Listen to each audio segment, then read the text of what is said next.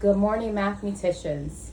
So, we are going to learn about the strategic math plan. And it starts off with the mathematician's plan. Okay? So, every student is going to, this is starting the beginning of the school year, you will get a copy of this to have in your math folder. And number one says read and interpret the question. You're going to ask yourself, what is this question asking? What is my plan to solve? Number two, use your plan to solve. For multiple choice, you're going to cover your answer choices and solve the problem before looking at your answer choices, most of the time. Organize your workspace, and as you solve, label your work. Number three, check your work. Reread the question and ask, does this answer make sense? Did I answer the question completely? If your answer doesn't make sense, make a new plan and resolve the problem. So, you will start off with a math goal card. With the math goal card, basically what I gave you through the mathematician's plan is going to break down the strategic math plan in order for you to ace your test, even when you're working with your independent work. So, starts off with I can split my page in two and create a planning box. So, we have a problem here that I'm going to model for you, splitting your page and everything that you have as we go through the checklist. I can read the question 2 times. Your first read consists of what's happening in the problem and make a mind movie. Your second read, what do I need to figure out? What information is important to help me solve? How will I solve this problem? These goal cards, typically you would receive them during mastery, the math test prep, but we're going to start the beginning of the school year with it, as well as making sure that you have this plan in place. So I'm going to model for you. I'm going to take a moment and I want you to make sure that your name is on your paper, your date, and your class. I'm going to pause the camera or the video. Sorry, I'm going to pause the video to see if you make sure you have this. I'm walk around. Okay. Now that everyone has their name, date, and class on their paper, let's begin our problem. So my first read, and I like to usually put an R in the corner and use tally marks every time I read it. So 288 students choose to go on a school trip to the Bronx Zoo. There are 12 buses to bring the students to the zoo. Mrs. Pierret wants to put the same number of students on each bus. How many students should sit on each bus? So I just read that once. And according to our strategic math plan, when we're reading what's happening in the problem, I know that basically 288 students are going to the zoo. There are 12 buses that are going to that zoo. And I want to make sure that the same number of students are on each bus. Now I'm creating that mind movie.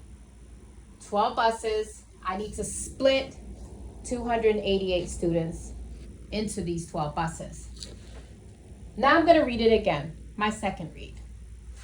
288 students choose to go on a school trip to the Bronx Zoo. There are 12 buses to bring the students to the zoo.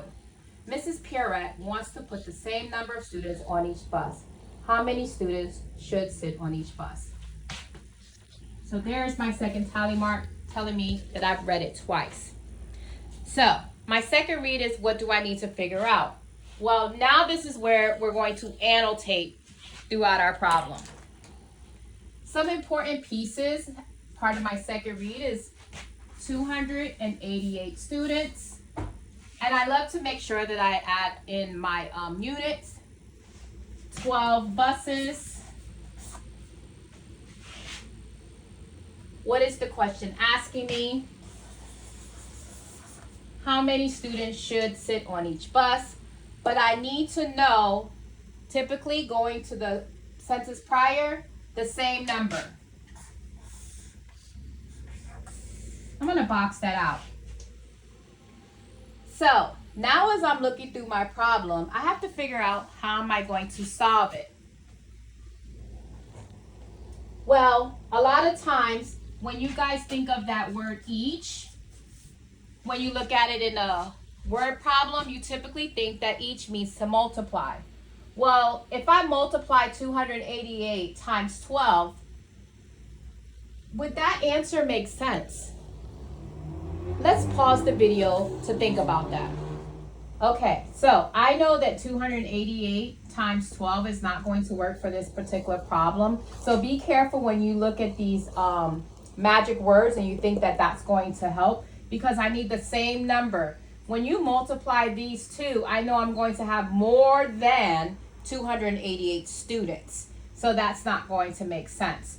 Okay, so now let's plan. I'm going to place my planning box here. I'm going to split my paper into two.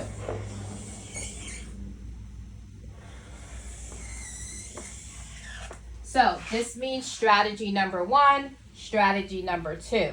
My plan is that I know I can't multiply. Adding 288 plus 12, again, is giving me more than the number of students that I need. Subtracting, again, that's not going to work. It doesn't make sense. So I'm going to divide. This is my plan. So this is called your plan box. You can write plan just until you get familiar with exactly what it is that you want to do, and so that you know that this is what we're supposed to do.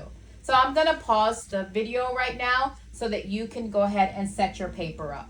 So my equation is going to be 288 divided by 12 equals, and let's do a variable of s. So strategy number 1. I am going to do long division. First things first is that I know I have 12. 12 is going to be my divisor. 288 is my dividend. And I'm going to show you a copy of this later. So I'm going to set my paper up.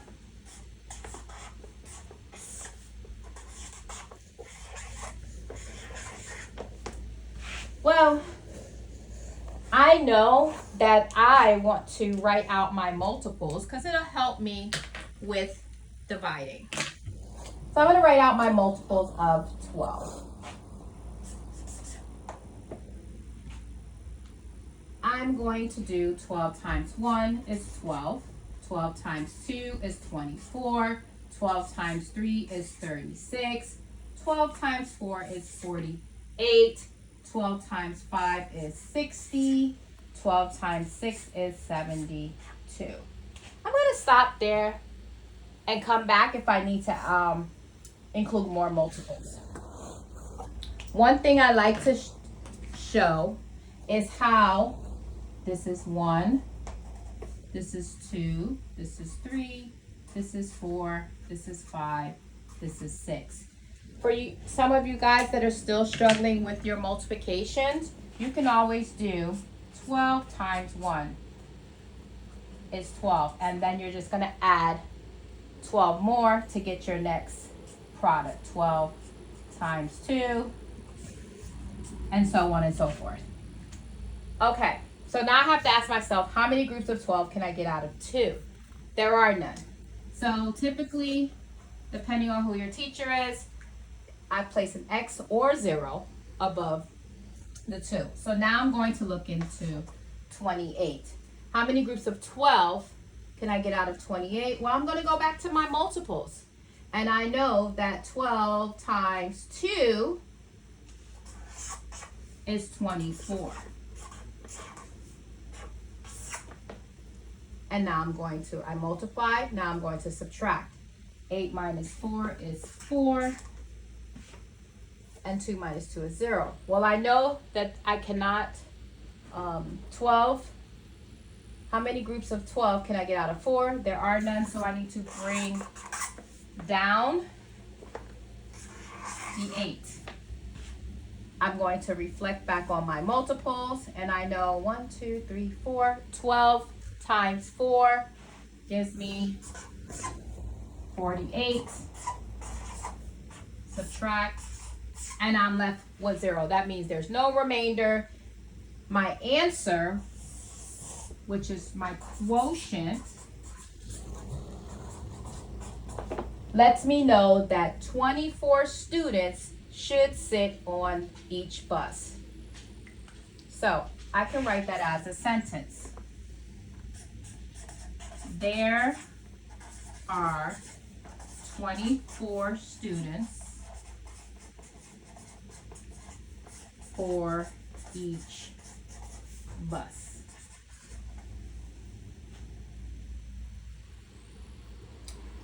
That is my strategy for number 1. My second strategy, I would like to check my answer to see if it makes sense. So how would I check my answer? What is multiplying? 24 times 12. I'm going to multiply my quotient times my divisor. 24 times 12 equals, and we'll put S for the number of students. Because I know that some of us are still struggling with 2-digit by 2-digit numbers, that what we're going to do is we're going to do the box method. I'm going to break apart my 24 into 20 and 4, and then I'll break apart my 12 into 10 and 2.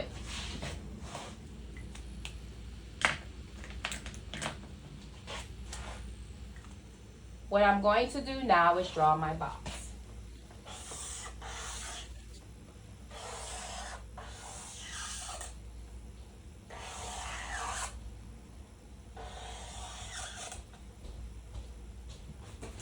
So I'm going to place 20 and 4 here, because 20, and look at this as a plus sign, 20 plus 4 gives me my 24. And then my 10 and 2. 10 plus 2 gives me 12. So I like to write out every single step so that when we are familiar with doing these things, then it comes easy. 20 times 10, and then 4 times 10. So mental math, 20 times 1 is 2, or I'm sorry, let's do it this way. 2 times 1 is 2, and then I have 2 zeros. I just add my 2 zeros. 4 times 1 is 4. I have 1 0, add 1 0.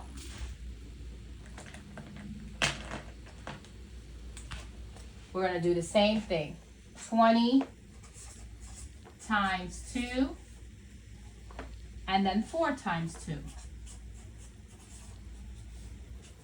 Mental math tells me that 2 times 2 is 4. I have 1 0. And then 4 times 2 is 8. So now what I'm going to do is take all of my partial products and I'm going to add them all up. Well, it's most important is that we add them, make sure that they're in their correct place value columns.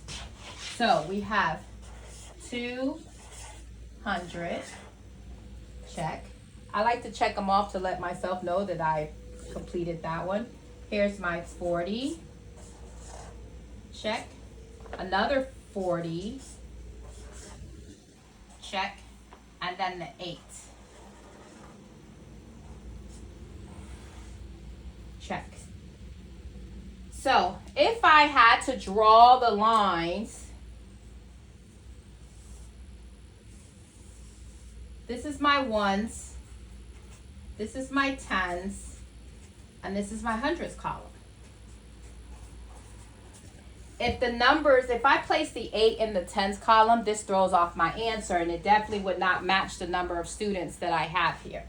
So we have 8. We have 4 plus 4 is 8.